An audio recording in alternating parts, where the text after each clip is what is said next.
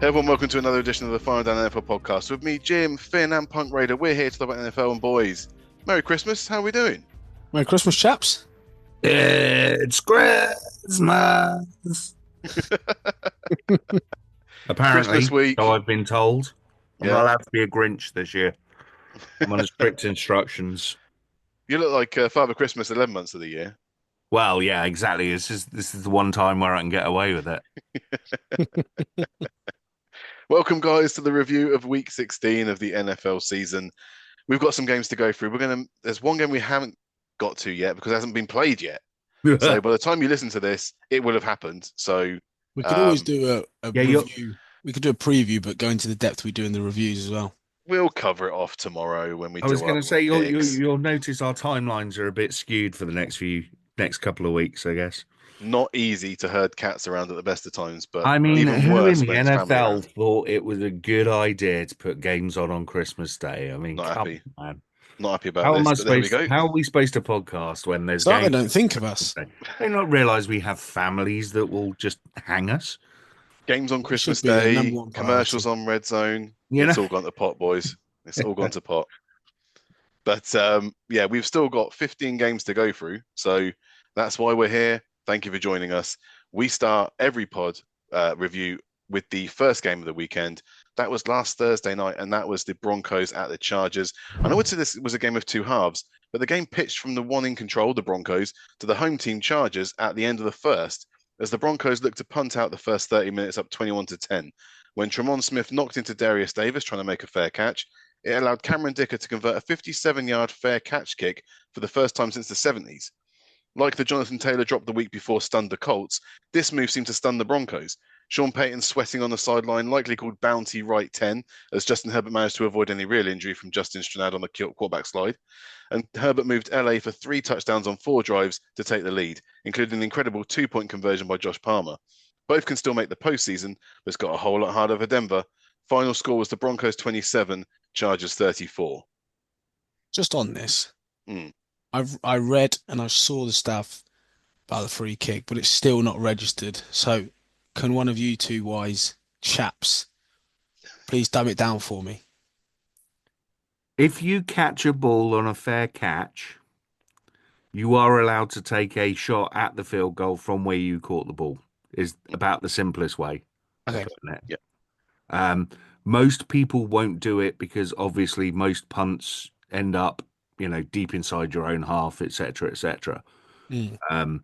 But yeah, that's the simplest way of doing it. You are allowed under the rules, and it doesn't happen very often because normally if it's a short punt for you to be able to kick a field goal, it's a shank or something, so you haven't fair caught it anyway, which Mm. is why you don't see it very often. Um, I don't ever recall seeing it. When did you say it was the The last one, Jim? 70s. The 70s. Yeah, that's 70s even punt. before 70s. me. So, Four. you know, It's yeah, just a fair no, catch kick. I mean, it's basically a yeah, field goal, but it's a It's fair not a fair catch and catch. a free field goal attempt. Fine. it still seemed to rock the Broncos though. It's a shame that Dave's not here because I wanted to look into his eyes when he tried to explain this one away. But With another the bad tears. game for the Broncos. Well, Just they got out of the blocks quick, didn't they? They were mm, high flying, and then all of a sudden, uh, they just sort of forgot how to play football. But it's not even like they could go, oh well, at least the defense turned up, and we just struggled on offense, or at least the offense were piling up points while the defense were letting them walk right through. The both sides of the ball just sort of got in the Christmas spirit, I think, but maybe got in the spirit a little bit too early. They definitely got too on the many grog a spirits. little bit early, didn't they? But I don't know. Bo Nix didn't seem to have too bad a game. He didn't throw any interceptions. He was about 250 odd yards.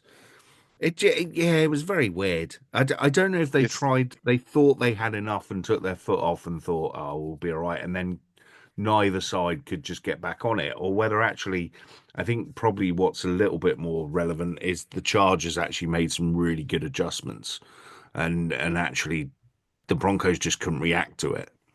well, I think if you look at the second half yards, Broncos had 107, Chargers had 242 before kneeling out the final drive to end the game. Yeah, Uh, and the other problem is when you look at stats, then Bo Nix looked okay, but have a look at his average depth of target because I don't think he's throwing these things too far past the sticks right now. I think he's very much being managed into keeping this game moving, which is why there were no interceptions this time. There were 3 last week. Just to interrupt with some breaking news, Ooh. I've just had a text. In case you need any comments on the Broncos game last week, Here we go. the loss was entirely on 2 reasons. Number 1, Justin Herbert had an absolutely stellar second half. Pains me to say it, but showed genuine class despite obviously being injured. And number 2, defensive penalties on key third down plays cost Denver dearly. Don't believe the bullshit the media is saying. Bo Nix wasn't the issue. He's still a rookie. There we Knew what go. you were saying, Jim. It is From hot off the press remarkable. from the man himself. Remarkable how he can paint some rookies with one brush and paint others with a completely different one. People that are even younger than Bo Nix playing quarterback. But there we go. There was the first game of the weekend. We're going to move on.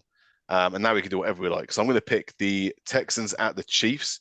So we're still going in order at the moment. I've tried very hard not to bash the refs this season. I let the other boys do that. But really, you can't defend the ref's decision on the turning point of the game. Mahomes got hit on a release. The ball is scooped and scored by the Texans defense, putting Houston up by 10 points. But the refs have a chat and decide there was a roughing the passer call. So not only are the points taken off, but the Chiefs get 15 yards and a first down. The play's been expunged from the game report, by the way. The only other thing to say from this game was the horrific knee injury to Texans receiver Tank Dell on a touchdown catch in the third.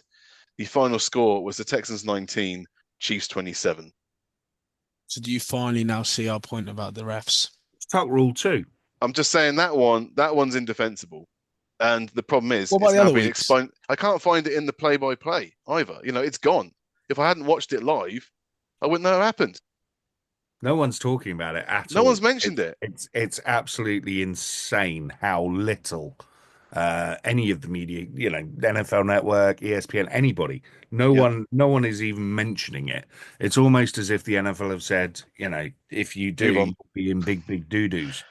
So it's getting ridiculous. If those refs can't see that type of play, they shouldn't be reffing. They shouldn't be reffing. And it just seems very, very, very convenient that it just always seems to go in the favor of the Chiefs. And that's about all I'm going to say on the referees this week. They do get penalty calls against them. They do have issues with their offensive line. Not as many as people might want to think if they're really getting the magnifying glass out. But they do get their fair share of penalties. It's when they get them. And how important that penalty is. That one turned the entire game. Because, like I said, there'd have been a 10-point difference. The Chiefs have struggled to score this season. And if the Texans had gone 10 points up, I think it would have been a real challenge for the Chiefs to get back into that one. So I agree. I think any time you can get a big lead on the Chiefs, they're going to struggle with that. They're not built to play from behind. No. And what are they feeding Mahomes? Because I swear a week ago he was hobbling around like that ankle was being ripped off. And then all of a sudden we saw this last season as well. He does his ankle and then he still manages to play through and they just find a way to win. Well, Goff's emulating now on snaps, doesn't last year about it. Fake a fumble, fake an injury or something, and then you go down the sideline. It's all right. It's fine. I do think as well in this game, the horror injury to Tank Dell. I think had he not had that horror injury, I reckon the Texans would have gone and won that game. But I think it absolutely. It definitely knocked a bit of stuffing out of them. Yeah, and you could see all of the players were visually emotion. It's never a pleasant sight when you're dislocating your knee. When one bit's pointing the wrong way, it's not a pretty thing to have to look at, especially in the middle of the game. So obviously, best wishes to Tank Dell. Apparently, played in Kansas overnight and then flew back the next day. But hopefully it's not too bad, and he'll be back next season. I'm sure. Well, fingers crossed. I mean, he's a great player, great guy by all accounts, and so you just hope for the best for him, that he can make a full recovery and get back on the field. And one of the few players that's done well in my fantasy team this year.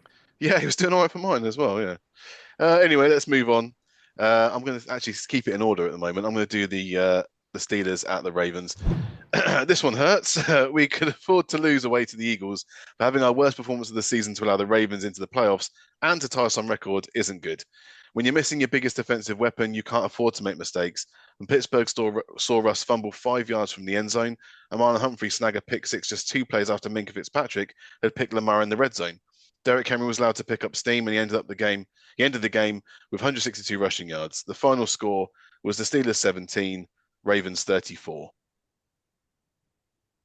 Does this one hurt? Yeah, it always hurts when you lose a division game, but yeah, it was just a bad performance all round. We just couldn't stop them on defense, and we made too many mistakes on offense, which is I think 2 mistakes, but that's too many, too many, basically. We can't afford to do that when we've got the Ravens caliber. They're a good team. They're flawed, but we know we can be. Of course, every team's flawed, Finn. Well, yeah, of course, but you can't even just give a simple. All I was saying was you made a couple of mistakes. Yeah. Not every team would be able to capitalize on mistakes as well as the Ravens did because of the caliber of the team. I agree they're a high caliber team. Was just, yes, good point. Not, yeah, but they're flawed. Oh, right, okay. We won't have any discussion then in this podcast. Just Lamar Jackson was absolute quality in that game, to be fair. He did everything right that Russell didn't do, to be honest. He took what was given to him. Yeah, he threw an interception, but you know, in the grand scheme of things, he had complete control over what his offense was doing, and at no point did the Ravens defense. The Ravens defense looked completely different from the one that you played a few weeks ago. Yeah. They'd certainly schemed it better. I think moving Hamilton into safety has really helped them kind of just settle things down in the backfield somewhat, and just really help them out. And I suppose the big thing is if you're ever going to let Derrick Henry run for over 150 yards, you're always going to be in trouble. So exactly. The fact that you couldn't stop the run at all and that Russell decided to keep running and getting hit and all the rest of it, I think is, put it down to a bad day at the office for you guys, but equally, I think the Ravens learned from that first game and made the right tweaks. Yes. Good touchdown catch from Cordero Patterson. That was quite nice to see, but there we go. Precious few things to take from that game as a positive for me. And also, it's weird that we've traded for Mike Williams, but really seem hesitant to use him in the passing game, especially with George Pickens out. We should be scheming him more. Pat Fryman, if we gave him a contract too, we should be targeting him more. We just seem to be very much inside our conservative game plan here. So it feels very kind of Matt Canada-ish. It feels like the last few weeks you've kind of tried to protect your lead in the division and it hasn't worked. Yes. So I think you've done that fatal thing that a lot of teams do when they've got a lead of just kind of taking your foot off, not expecting the work to have been done, but expecting you to be able to just keep everyone at arm's length. And I think teams have managed to sneak up on you. I say teams, the Ravens have managed to sneak up on you. Although the Bengals aren't dead yet either. I mean, they are in division, but not for the playoffs. So interesting couple of games left for you, I think. Yes. Yeah. Let's see what we can do against the Chiefs. But before that, let's move on to the next game. Let's go for the best game. Let's go for the Eagles at the Commanders. And sometimes just got a feeling that a team isn't supposed to win a game. Despite the Eagles' defense being relentless with 2 picks of Daniels and 3 fumble recoveries, the offense was not able to capitalize. That might have been in part slightly to Jalen Hurts leaving the game in the first quarter with a concussion, replaced by Kenny Small Hands Pickett. To be fair to him, he did finish Hurts' scoring drive with a pass to A.J. Brown, but after the Saquon breakaway 68-yard touchdown, the Eagles were forced into field goals only for the rest of the way. The Commanders, on the other hand, were only gaining more confidence as the game didn't get away from them despite the mistakes. Daniels hit Zacchaeus twice before a 2-minute drive ended with a touchdown strike to Jamison Crowder. The 2-point conversion converted, and the Eagles' pitch around kick return ended with no luck for Philly. And the final score of the Eagles 33, Commanders 36. Big comeback win. That was awesome game. This was huge for the Commanders. Massive. I mean, the fact that they turned the ball over 5 times and still won is absolutely nuts, to be honest. Some of it, yes, you can put it down to the fact that Jalen Hurts wasn't QBing the Eagles. But equally, I think you have to give credit to Jaden Daniels in that especially on that last drive. He was so cool. He knew exactly Mm, where he was going with the ball every single time. It never looked like he was being rushed or panicked into anything. I think it's just a phenomenal performance from him, to be honest, especially when you've got, normally pretty sure-handed Robinson fumbling a couple of times, and yeah, the Eagles had this in control. If mm. Devontae Smith in the last, what was it, with about 2 minutes to go, Devontae Smith has a slant across the middle for a first down, and that pretty much sees the game out. Yeah. Instead, the Eagles kick a field goal, it's not enough, and they march down. The Commanders march down and get the winning score. But yeah, I thought it was a great game. If you get the time and you're ever sat alone with no family around or they're all snoring, just sneak it on and give it a watch because it was well worth the entertainment. I think the big thing you were saying just a minute ago, Punk, around how the Ravens adapted to the early game. I think the Commanders did the same in this, and Barkley was able to run right a little bit in the first. He obviously had that big breakaway, but then in the second half and outside of that, he didn't really have a great deal of luck. They're able to shut him out relatively easily. Yes, there was always going to be an air without Hurts of the Eagles' offense going to struggle, but still you got to give credit to the Commanders' defense for turning up. And when you consider how long they're out on the field as well, I mean, the Eagles managed the clock very well. They just Mm. couldn't convert when they needed to. So when you factor that in as well and see that the Commanders' D was on the field for the vast majority of the game to still be able to put up huge stops against an MVP candidate in Barkley is a real testament. And yeah, Jalen Daniels showed his class even after side turning the ball over 5 times to still go out and make things happen and that game-winning drive. Yeah, very, very good there in the It's office. interesting because Barkley was still averaging kind of 5 yards a carry. So, yes, the Commanders' defense did figure it out, but it took them a long time to do it. Yeah. Once he did hit that big run, they really did kind of tighten up on that and Mm. force Kenny Pickett to be the one that was going to beat them. And I think, clearly Kenny Pickett's never going to be as good as Jalen Hurts, but I think Pickett did all right. You know what I mean? I think if you're an Eagles fan, you're going to be worried if Jalen Hurts is stuck in concussion protocol for the next 3 or 4 weeks because you're going to find yourself out of the playoffs quite quickly. Mm. But I think we might even get a rematch of this in the wild card weekend. So, that'd be a hell of a game to see.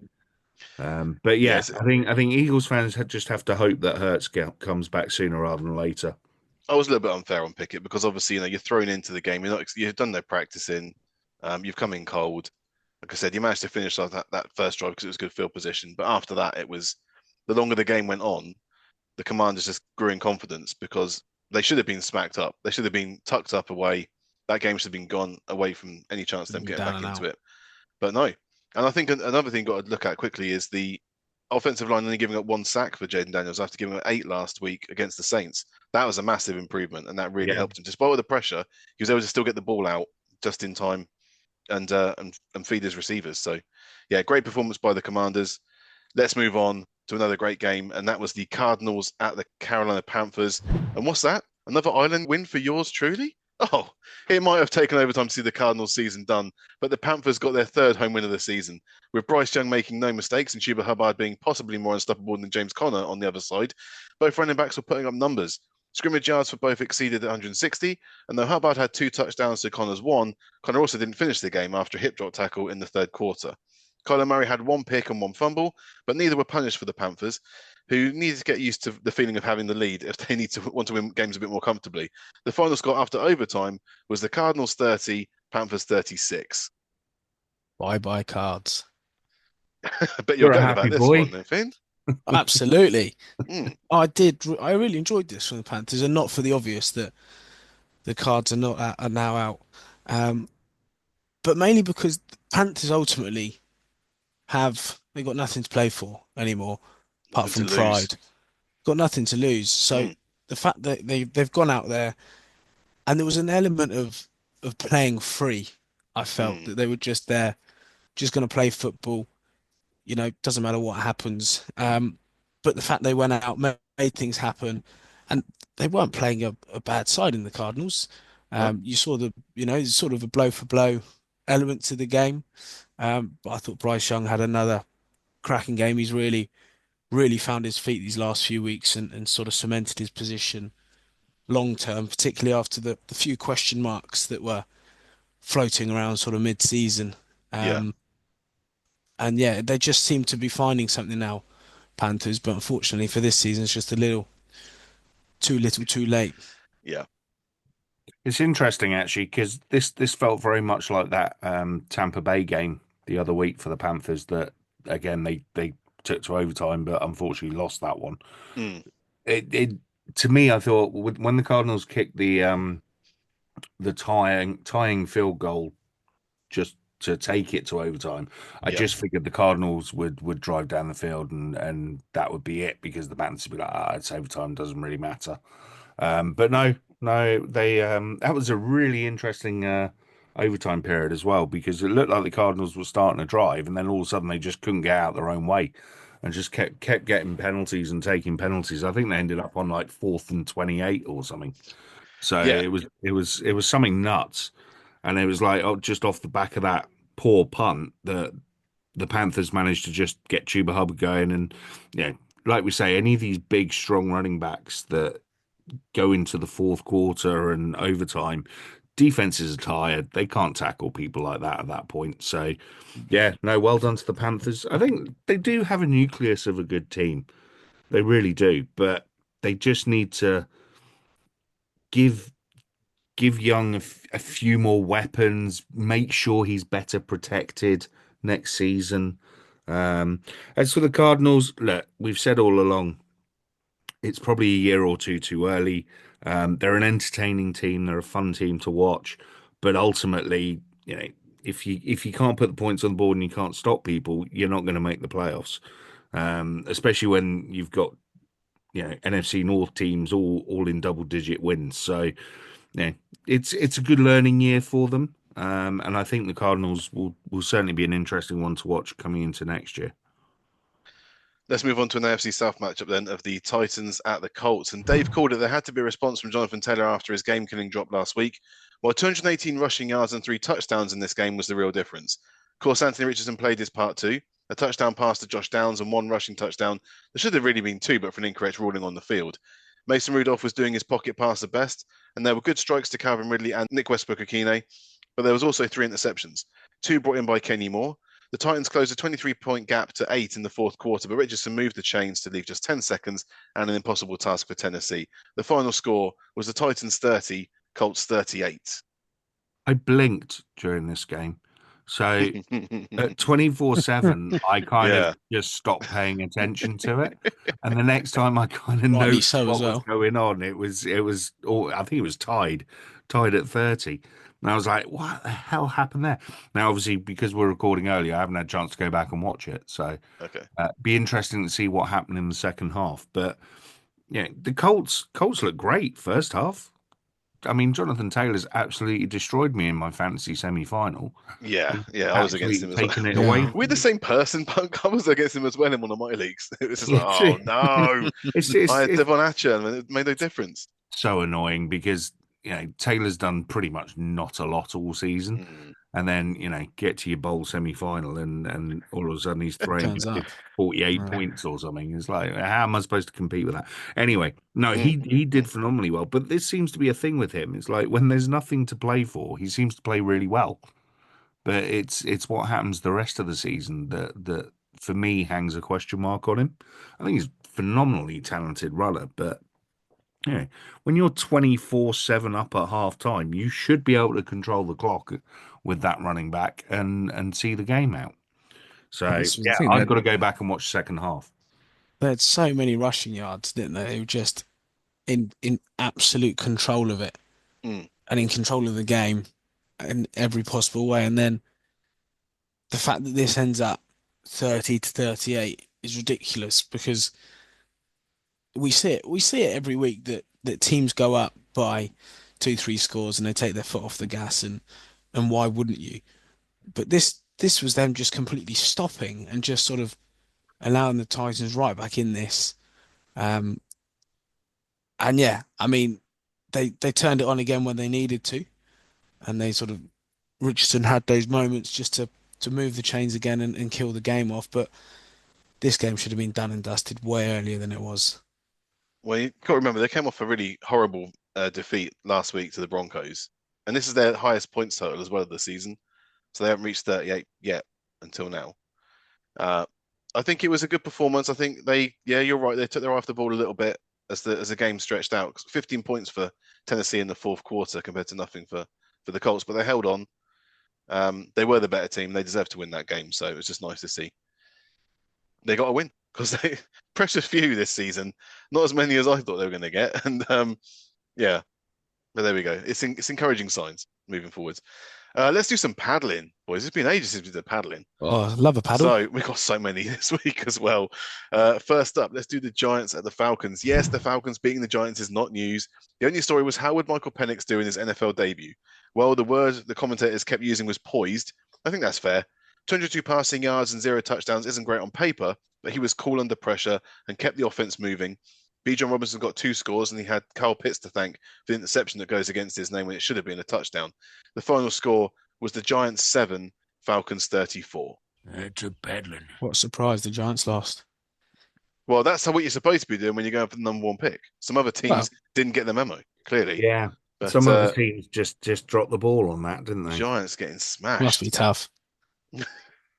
Penix. Great game for Penix, right? It was a good game for Penix. He's only 3, he's gone over 200 yards. He's got don't look at the stat line, Punk. You've got to think about the game and what he was doing. I think he was dealing that ball.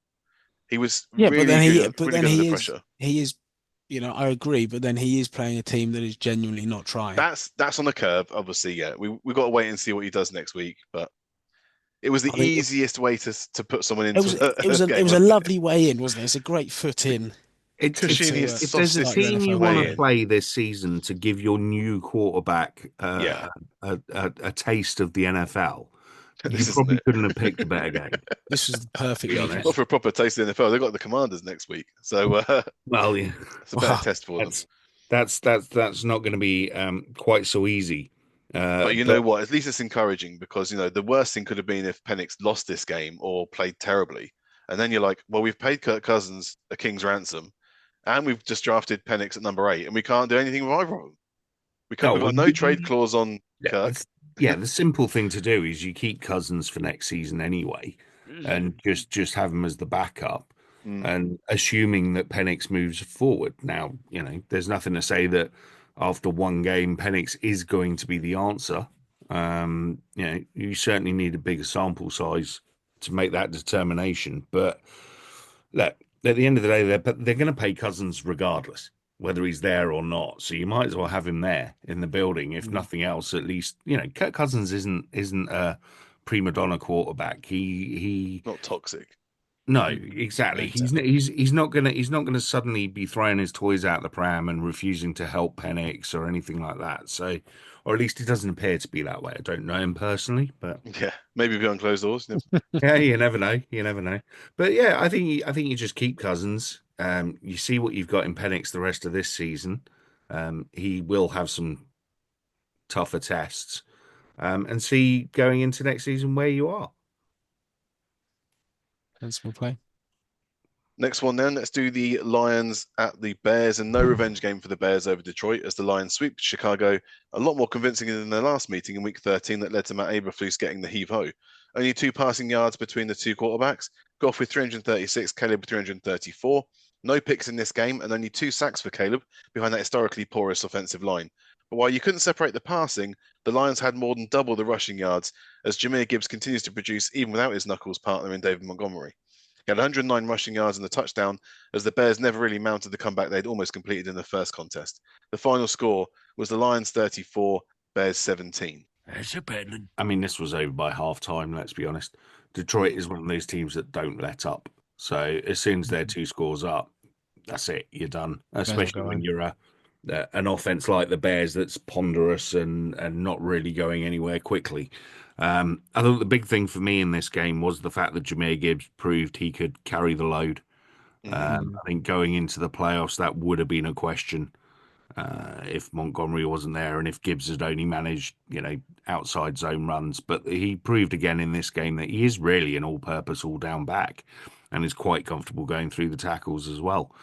He's not averse to a bit of Oscar play either. So, it was a lovely little dive on that Sam Laporta touchdown.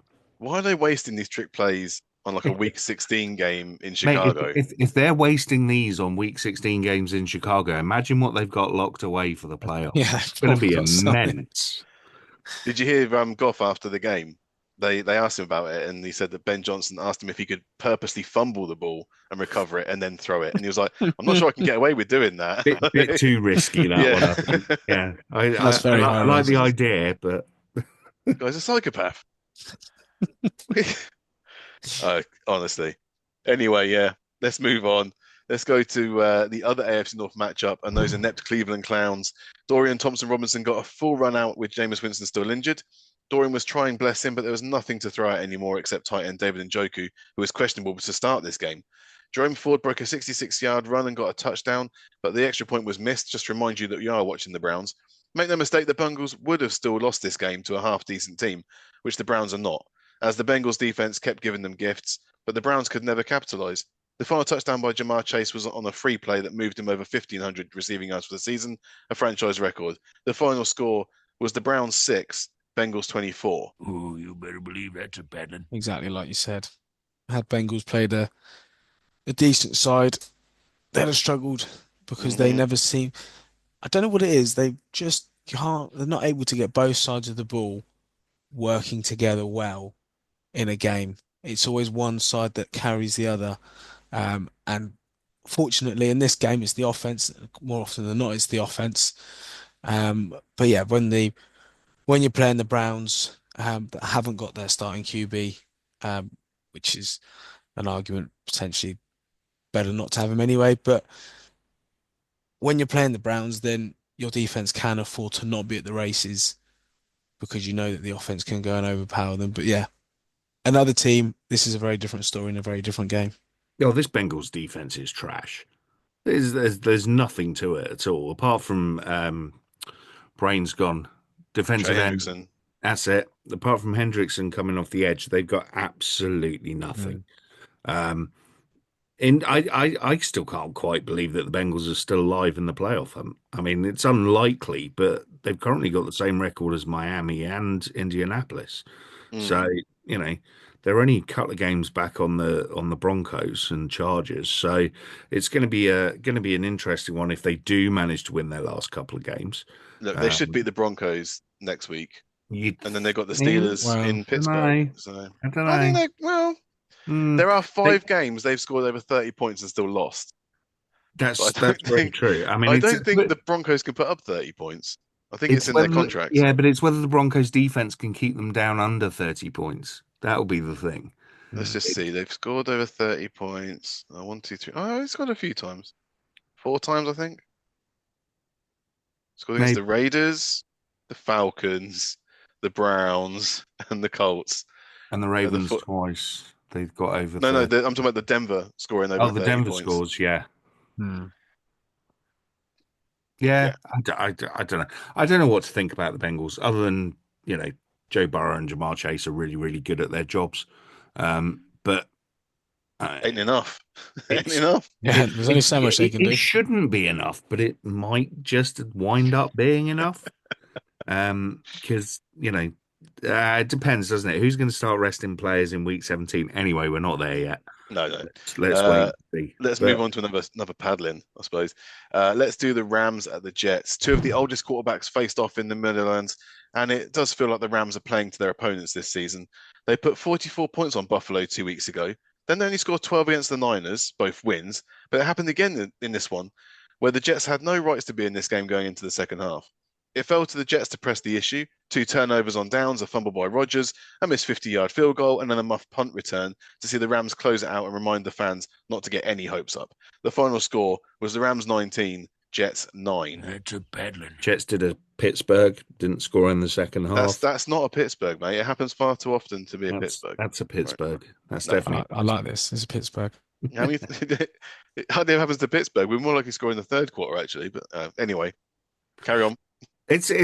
Yeah, this felt like a bit of a nothing game. It kind of felt like the Rams always had that extra gear to go up, but for whatever reason they just didn't. Yeah. It's yeah, I mean the Jets defense has decided to take the rest of the season off. Clearly the offense is, apart from Rodgers and Adams, wondering what the hell they're doing there. Mm. Yeah, it's kind of one of those games you predicted in that you thought the Rams would win fairly comfortably, but they It wasn't should have been comfortable. more comfortable than they actually were. Yeah. I mean, Definitely we didn't all make it picked the easy on them. Rams. Yeah, but we also thought they would blow them Stuff. away more than they did. Yeah. Yeah. I mean, the Jets just the thing is that the Jets have always been able to rely on the defense to keep them in games or pull them out of situations. But like Punk says, the defense is just deciding to play at 50% rather than 100%. And I mean, the offense is the offense. Rodgers will decide to turn up and everyone will be involved and everyone will make things happen, or he won't. And they struggle, is Mm. the story of the Jets. I think I read that the Jets didn't punt this game. So you know, how the Well, Rams yeah. let them stay in it. Yeah, Well, they it's a fumbled it. strange game. They It turned it it just over twice on downs. They were going for it on fourth down, and they weren't converting. Yeah, but it just generally it was a strange game. I don't know if it was because of the I don't know west to east thing with the Rams or I don't know. It just felt strange, all of it. And I suppose from the Rams' point of view, they don't really care. They're now top of the NFC West, so Yeah. which you wouldn't have said a couple of weeks ago when they were sitting in third. But it's yeah, it's in their hands. That's what they want. I can't think what the Rams' last couple of games are, to be honest. Two Oh, divisional you want to know games. what their games are? They've got Yeah. Yeah, because Cards next and then us. Cardinals and Seahawks both at home. Cardinals and Seahawks. Well, I think Cardinals will still be playing even though they're out, and Seahawks. That feels like it's going to be for all the marbles, doesn't it? So Has an element of it to it. yeah, so we'll see. We'll They got out see. of it with a But win and no real injuries. So I think I that's all think they I think can that's pretty much worry about. all they Yeah. can talk about there. That's the end of the paddlings. Let's go back to some close games that were actually interesting. So let's do the Vikings at the Seahawks. A back and forth game here, but the play of the two quarterbacks really underlined why the Vikings won their eighth game in a row in Seattle. With 4 minutes left in the game and down by 4 points, Sam Darnold took a sack, which included a face mask penalty on cornerback Byron Murphy Jr. It clearly hurt Darnold, but he got up, called the next play, and launched it to the end zone for Justin Jefferson's second touchdown of the game and 144 receiving yards to boot. Gino on the next drive couldn't move it far enough, so that 60-yard field goal attempt failed. And when the defense forced a 3-and-out to give him another chance, he throws an instant pick to end the game. Maddening. The final score was the Vikings 27, Seahawks 24. Frustration. Frustration, Nathan. Lack of discipline. Mm-hmm. Yeah, well, it was. Problem is we were never out of the game, and we No. had opportunities to pull ourselves back in. The defense played well, came up with big stops when they needed to. Too many penalties on both sides and at key moments as well. So that Byron Murphy, that would have been a 3-and-out, but then face mask grab, they get another go, launches it down the field, and they score. Mm-hmm. You can't have that happening at this level. Then the final drive, yes, it was a pick, but it was a mistake from DK because he didn't run the route he was meant to. And so it looks like a poor throw, but in actual fact, it was where he was meant to throw anyway. Right. Ineffectiveness on third downs. Both teams, to be fair, us more than them. Mm-hmm. We just couldn't get that going. So yes, very frustrating. I thought the fact we had so many false start calls as well is very unlike us. There's a lot that happen in the stadium, but it's more so on the opposition because of the noise the fans create. Yeah. It's not common that we have so many false start calls against our offense at home. So just ill discipline, no run game. That was a big thing as well. But it was the irony was the O-line did well. I mean, they allowed Gino to be sacked 7 times last week, Hmm. and it was twice this week. Yeah. So big improvement on that. But they just couldn't get the gaps for Kenneth Walker. Charbonnet was barely used Mm. to run the ball. And the fact that Gino isn't able to scramble because of his knee issue as well is going to be a problem moving forward. So as you Other can than hear, that, a load of positives to move into the next 2 weeks, yeah. which are must-win games. I think the problem for Seattle were really that they couldn't get anything going on the run game. Didn't matter. Mm. It didn't really matter who was trying it. You tried end around with Smith and Jigba. You just never ever got control of what as you would expect Seattle to do when they're at home. Mm. On the flip side, I think Darnold's come back to life. I think he had a little bit of a slump for a couple of 3 weeks, and now he just looks like he did at the start of the season. He's laser focused in on his receivers. The fact Jefferson started scoring again. I mean, Addison seems to score every week anyway because Jefferson's Yeah. getting double, triple covered. But the fact that Jefferson's now scoring again as well gives them a massive boost up. And of course, they've got something to play for because they're just trying to keep touch with the Lions. They Well, never know. neck and neck. Come the end of the week 17, it could be the Vikings in that one seed instead That's nuts to me. instead of It's the crazy, isn't Lions. it?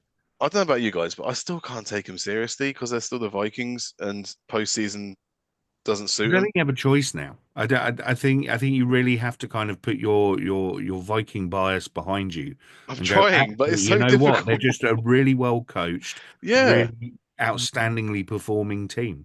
they've got a great offense. They've got a sneaky defense, and It's it's everywhere. working. And The defense is they everywhere. keep getting wins. Yeah, And they've got and Sam that's Darnold there. I mean, obviously, Jets fans would be loving seeing Darnold against Geno Smith, but yeah, I'm still struggling because I have this history of obviously watching the Vikings in the postseason and watching them just wilt, no matter how good they've looked in the regular season. And there's been no talk about the Vikings. Where everyone's talking about the Lions and their woo-woo trick plays and the Chiefs, and they went the longest unbeaten before they took one loss. And the Eagles then shut with Saquon. All these other teams have something going on, but for some reason, there's no focus on the Vikings, despite the fact they've got one of the best receivers in the league. They've got What's one of going under the the best radar? second, number two receivers in the league. Aaron Jones just slotted straight in there, coming across from Green Bay after they lost Dalvin Cook, who's done nothing, obviously, because he's gone to the Jets. Um, I'm still struggling. Even looking at this game, how well the Seahawks played, how they had to overcome it and still get that win, I'm still struggling. I want to believe. Do, do, do, do, do. I think yeah, I'm struggling, but no, let's see where they go. and I think you're right. You're right in some regards in that, how many teams honestly would you look at and go, well, you've lost your starting quarterback. All right, they were a rookie anyway. You've now got a journeyman backup coming in who has never really performed anywhere. But equally, this is kind of proving that if you fall into the right situation as a quarterback, there's Mhm. nothing to say you can't be good. Mhm. Yeah, I think one thing that they do have a really interesting scheme on defense. Minnesota Vikings never play the same defense week in, week out.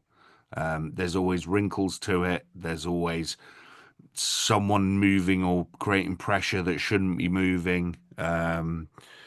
Yeah, they're just a really interesting team, and like I say, I think everyone slept on them at the start of the season, and even when they were kind of 5-1, 6-1. No one's really taking them seriously. But I don't think you have a choice now. I think you have to look at them and go, well, Mm. actually, they could be the best team in the NFC. The most annoying thing is we could have had Ludicrous as Brian that Flores as our sounds from the defensive start of coordinator the still. season, 15 weeks in, they might be the best team. Yeah. Yeah. Well, We'll see what happens next week. It's pretty important 2-game stretch for them. So let's move on to the Jags at the Raiders. And you idiot punk. What was that? They've let me down. They've let me down. You have a chance to really push the Outrageous. Giants for the #1 pick, but you can't even suck at sucking. Aiden O'Connell was allowed to come back in and spray it on a flaky Jags defense. He didn't get a touchdown, but he did hit Brock Bowers 11 times for 99 yards. Mac Jones was focused in on his best target too, Brian Thomas Jr., with 132 yards and a touchdown for Jacksonville. But the Raiders need to have a word with safety Isaiah Polamalu, who caused fumbles on back-to-back Jags possessions in the first half. Naughty. Dreadful. That kind of production is not encouraged or expected in Las Vegas. The final score was the Jacksonville Jaguars 14, Las Vegas Raiders 19. Now, if they could have kind of strung that together about 10 weeks ago, we'd have been laughing. But no, You've done it at the wrong time. You don't want wins. no, we don't. We don't now. Absolutely not. You've gone from you know, first to we're sixth. Sixth Six. in the draft order. It's all right. We've Just still got a pack it couple up, of mate. games. Your next season's done Still now. 2 weeks.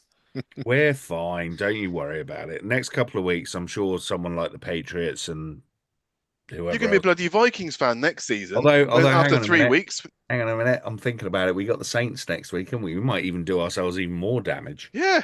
Oh, So who knows? Who knows?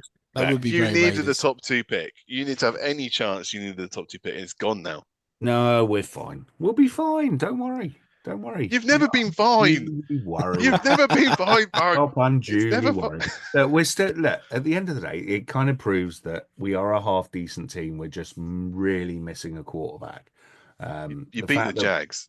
Yeah, it doesn't matter if it's the Jags. Any does. team in the NFL is a good team, apart from The those. Giants. Giants are a good team. Giants are. All right, so Penix had a great game then. All right. Giants are only a quarterback away from being a half decent team. No, Let's not. be honest. I'd love to see a Giants Raiders matchup. Giants Raiders matchup, not this season. We're back to the last season. Give us a wooden spoon match. No, at the end of the day, we've got so many injuries. It's kind of surprising we did manage to win this. Whether Jacksonville, I don't know quite what's going on, but Jacksonville could have quite happily gone and scored a few more points. They'll put it down to Mac Jones being the quarterback. And look, so we are still trying to get Brock Bowers his Offensive Rookie of the Year award, even though it's looking more and more likely to be Jaden Daniels. But Brock Bowers will pass Mike Ditka's tight end yards record next week probably. He's had a phenomenal season, and the guy is an absolute beast. It doesn't matter where you give him the ball; he picks it up off his shoelaces. He goes up and gets it. He's a great player. I mean, he really is going to be the Travis Kelce for the next 10 years. It's just a shame where he is.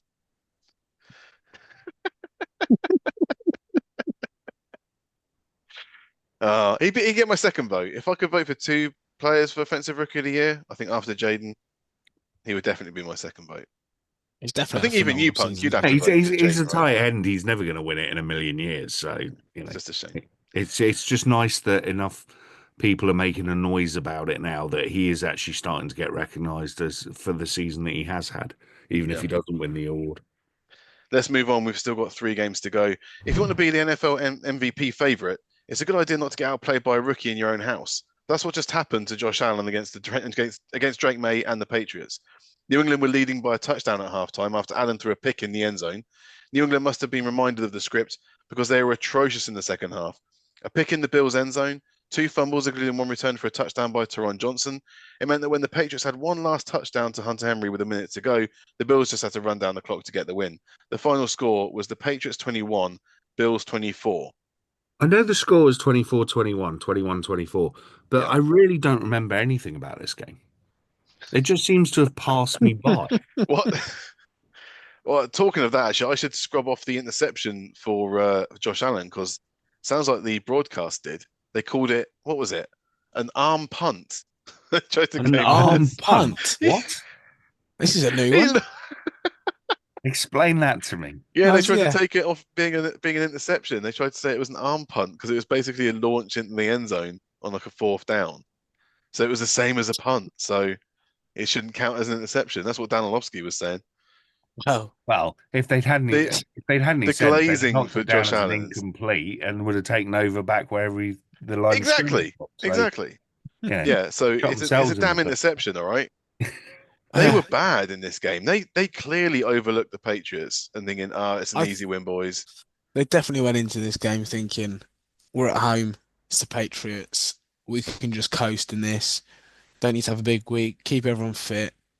Nice little go up, 3-4 scores. Take a foot off the gas and on to the next week. And the Patriots had very different ideas to start with, at least anyway. Hmm. And they came out of the blocks hot. They were at what, 14-0. Yeah, Bills just couldn't get going. I think the Bills were genuinely taken back by what was going on. I do wonder, and I'm not by any way saying this is an excuse, but I do wonder if there's an element of the last 2 weeks have been monstrous weeks for the Bills offense. Whether there was an element that there was just after that they thought, okay, it's the Patriots, we don't need to do as much. A little bit of mental fatigue, maybe. Yeah, a little yeah. bit of fatigue in there. Um, but I mean, second half Patriots went back to what we know the Patriots are this season and Hmm. really struggled to make things happen again. And then the Bills just did enough, but this game shouldn't have been as close as it was. Quick question: do Yeah, you guys think that the Patriots have shown enough this season for Mayo to keep his job? I think he will keep his job because I think he I will, wouldn't have but thought they're the I'm kind of asking team that would whether or just not you dump him. guys think he's done enough, or I, do you think he'll keep it anyway just because it's just the Patriot I way? think he's made some massive mistakes through this season. He's gone back on what he said from week to week, which is Mm. disconcerting. Oh, in front of the Um, media, he's been dreadful, but yeah, Yeah. yeah. What he's like behind closed doors, obviously we know he came in, he was a player, he was a coach. He's been in the building forever. There was the kind of agreement after Josh McDaniels was kind of cast aside that he was next man up as the inside guy to just keep the train rolling. Uh, yeah, I think he needed to be a coordinator for a bit longer. Really learn what he's doing because he doesn't seem to really be taking to it too well. Feels very Antonio Piercey to me, but just not quite as motivational as Mm. Antonio Pierce. So yeah, I think that the Patriots will be reluctant to pull the trigger unless he does something really stupid. Well, like I But said, it's not yeah. it's not in the Patriots' DNA, is it, to Well, we don't offer know, him do we? Because chance? they've had so long just holding on to Belichick. But Well, what true, was it like but before that, Punk? I mean, how many well, they went through coaches before that, before right? before that, the Patriots probably not. were not a successful team. No, Apart from making the Super Bowl, what was it Super Bowl 20, 85, wasn't 85 it? Yeah, the against the 85 Bears. Bears? Yeah. Apart from that team, they really have never been good all the way up until they had Bill Parcells and Drew Yeah. Bledsoe. Yeah. That was really the turning point for them. Um, Well, this is a 3-win team, it's so they're only not successful again. So no, exactly, Mm. but this is this has kind of been a slippery slope for a few years now.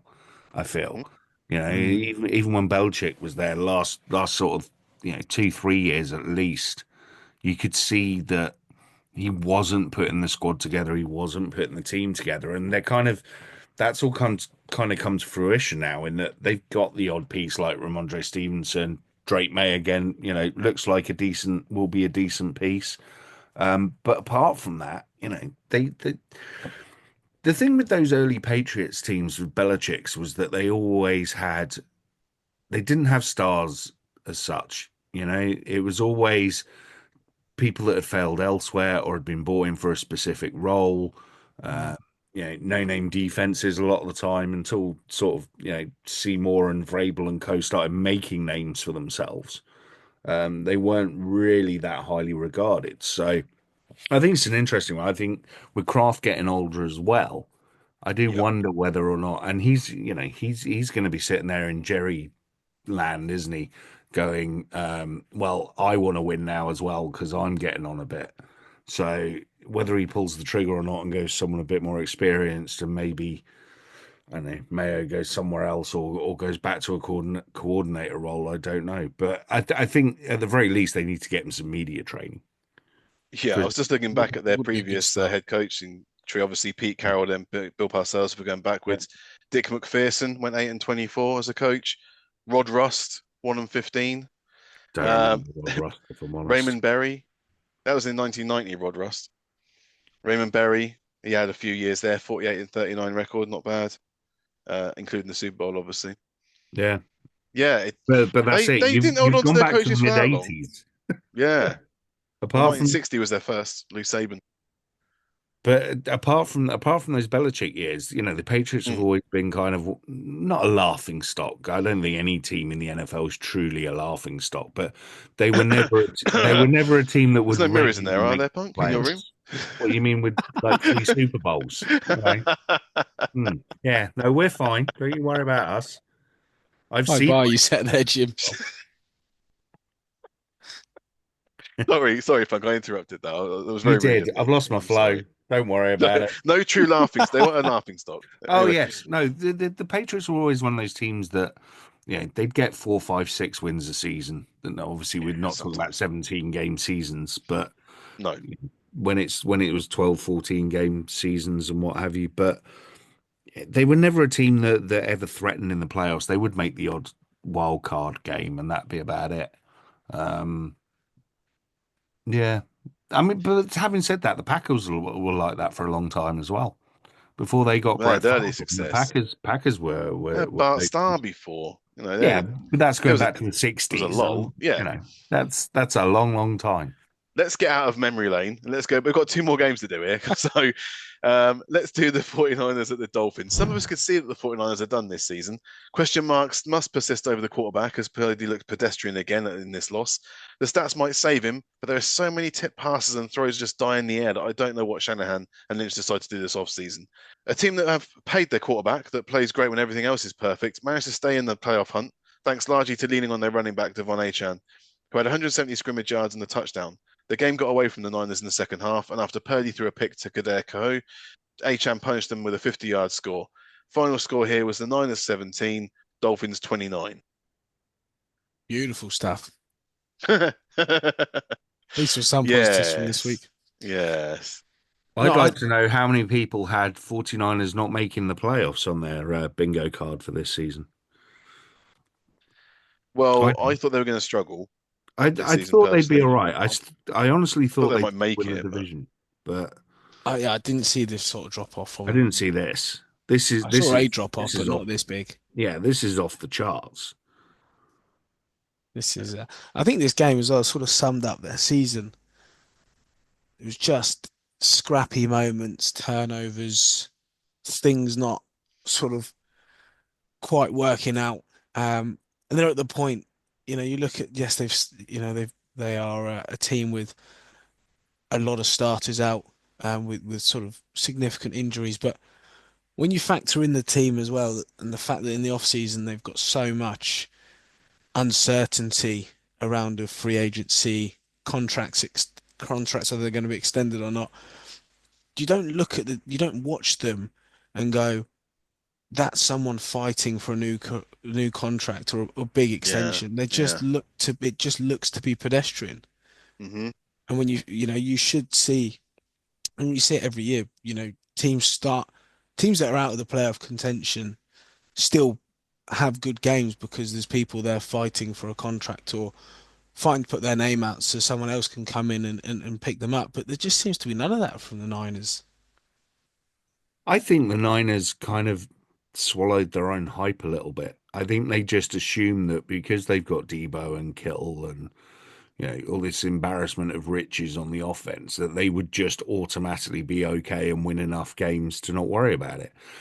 The thing that really stands out for me this season, I think, is yes, they have had injuries, but then lots of teams have had injuries. Look at the Lions defense. That's been absolutely decimated. So what happens? The offense picks up the slack and puts the points on the board. The thing for me that the 49ers have never really had an identity and have never really understood and controlled games. They've never been able to kind of go, right, this is what we are aiming to do, whether it be run the ball 30 times a game or, pass the ball 30 times a game. They've never felt to me, it's always, I think it's what you said, Finn, just fits and starts and the odd play here and there. from a superstar player, but equally just not all the pieces pulling in the same direction at the same time. And I don't think the Ayuk thing helped at all. I've got a feeling that probably caused some problems in the dressing room as well. Yeah. I was going to say, I mean, he got his LCL torn in week 7 against the Chiefs, but before that, he'd done that 374 yards and no touchdowns. Yeah, after signing that massive contract. He's done Just been the whole off season, will he, won't he? Courting the Commanders and the Steelers to come and get him. He ends up sticking with the 49ers. When they've got so many other things to deal with, they've got Juwan Jennings in the building. They've got Ricky Pearsall they drafted in the first round. Yeah. It's not the time when you still keep paying. You got Deebo Samuel you got to pay as well. Yeah, it's just really badly put together. I think they managed to just overspend on skill pieces because they didn't have to pay their quarterback, and they kind of got away with it for a little bit. But it catches up to you, and I think big losses stay. And you see what happens, and the 49ers have been hit with big loss after big loss in the Super Bowl. They haven't got over the hump when they've been ahead as well in those games. Yeah, it's I think it's going to be a massive teardown, which is why I said that maybe Shanahan leaves after this season, because why would you stick around if you see the writing on the wall of a massive rebuild job? You don't want to be there. Especially not when he's been spending the last few years in this win now state of mind, in this everything geared up to win now, and they've not been able to. Now they've sort of kicked the can down the road, haven't they? And they've got and he's just lost to his former offensive coordinator. So, it's not even that you're still beating the guys that learned under you. Now they're beating you. So, and the Rams are in first place in the division. Again, the ex-coordinator for Shanahan. I'd want to move on if I was him. I wouldn't want to stick around to see what the hell goes on there, because Lynch has done, in my opinion, a very bad job of managing the roster, keeping all of his draft picks and making good decisions. It's a big job. I praised him when he first turned up because he fleeced the Bears, but I mean that's just fleecing the Bears. It happens every year. So someone's always fleecing. For me, the shine's gone off John Lynch as a GM. He's made terrible decisions. But anyway, that's for another podcast. This one is going to finish because we're going to talk about the Sunday night game, and that was the Buccaneers at the Cowboys. It would be easy to say this game came down to one play. So let's do that. It was 1st and 10 at the Bucs 26-yard line, and Baker almost gets sacked. He shuffle passes the ball to Rachaad White, who then took it about 5 yards before getting tackled for a fairly good play considering. Only problem was that he allowed the ball to get ripped out on the way to the ground. The ball was turned over, and the Cowboys survived what should have been a 7th home loss of the season. Shout out to Cooper Rush, who at least looks like he isn't complete fraud out there. The Bucs look constantly in hurry-up mode, like they had a 1-minute drill with no timeouts left. It didn't help when Baker launched one deep to the end zone, only for Jordan Lewis to pick the drive off. The final score in this one was the Bucs 24, Cowboys 26. I think the Bucs receivers need to get in the weight room. There was a couple of interceptions that happened where the ball was being ripped away from them. It's a bit of a strange one, this one. I mean, a couple of great plays from Vita Vea, dropping into coverage and smashing tight ends and absolute unit. I don't know, man. The Buccaneers just played like the Buccaneers, didn't they? They're just very up and down, and it's kind of like they've had that purple patch, and now they're going back to almost not wanting to win the division. I don't know, man. It's a bit unfair. They should have won that game. They had a drive to win it, and they won it. They were the better team. Rachaad White flubbed it. I guess. I don't know, man. It kind of just feels like the thing we always say about the NFC South is who actually wants to win the flipping division. You always guess these last few weeks, doesn't it? And they Falcons, Bucks, Saints, they've all done it over the last few years. None of them actually want to push on and get over the line. And they all end up coming out the playoffs pretty quickly. I don't really have a huge amount to say about this game, really, other than, Vita Vea was fantastic. Just don't go near Vita Vea is the one piece of advice you can always give. I mean, I would run the opposite direction if I saw him.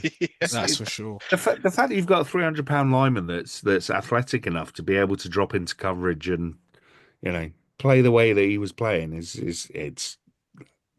it's phenomenal. I love him. I think he's a fantastic player.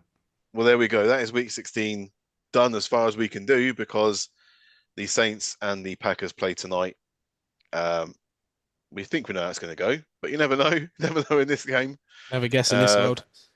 I don't know, Punk, if you've got any power plays. You've been a very busy boy today. I've been a really with busy baking. boy. I haven't got full write-ups, but I have picked out a few plays that people should go and watch. Okay. So we'll start off with, obviously we have a hat-trick hero in Jonathan Taylor. Fair play to him, although, you know, stealing my Super Bowl away from me at the same time. As just mentioned, Vita Vea dropping into coverage and then decleating Jake Ferguson when he catches the ball. That's worth a look. What else have I got written down here? Oh, Adarius Washington spinning Russell Wilson like a top and making him fumble in the red zone. That's not very nice. When the game was still 7-7. That was fantastic play. Sam Laporta's fake fall over touchdown. Say Sam Laporta's, it's probably more Jahmyr Gibbs and Jared Goff, to be honest, on that one. You got Reed Blankenship's interception. Now, interestingly, I put that one on the list before the Commanders had their comeback. So he was great in that game. I mean, that secondary was awesome for the Eagles. I can't believe how good that secondary is, considering how iffy they were before the bye week. Yeah, and the fact that they've got the two rookies in there in Mitchell and DeJean. They're so good. It's scary how good they are, and you know those two are only going to get better as time goes on. What else have I got here? Oh, the Vikings defense end zone dance after their game-winning interception. Sorry, Finn, but the whole defense put on a lovely little show at the end of that game when they won it. Funny enough, I turned it off by that There's point. a few plays there that you can go and look up, and yeah. Well, thank you very much, Punk. You're very welcome. It's a weird week. You know, we're recording uber early. It's going to be difficult to get everything done for next week because obviously it's New Year's. But, and you're going to be on the sherry, and we're going to be I've got to edit this. Yeah, it's going to be. You'll throw your toys out the pram at some point. Blame us, I'm sure he will. Well, we'll do what we can. We'll do what we can. We're going to come back and record the picks for week 17 very shortly. We might have Dave back with us by then, but we will get the picks out this week as well. And then we'll have to figure out how to do week 17 as well. So, but thank you very much, boys, for coming in tonight and doing this one. It's always great to see Finn back. I've had a bye week, so I'm back and fresh. Another bye week. Mr. Bye week. It's college bye weeks. Yes. I'm of the age of he's just come back from the bowl games. That's all it is. Yeah. Because we've made the effort, you should make the effort as well, guys, and sign up for the Patreon. Patreon.com/finaldown. It's free to do, but it means you get access to all of our drops on there. And also, just check us out on social media as well. All the links up on the screen. But until next time, I've been Jim, that's been Finn, that's been Punk Raider. Thank you very much for listening.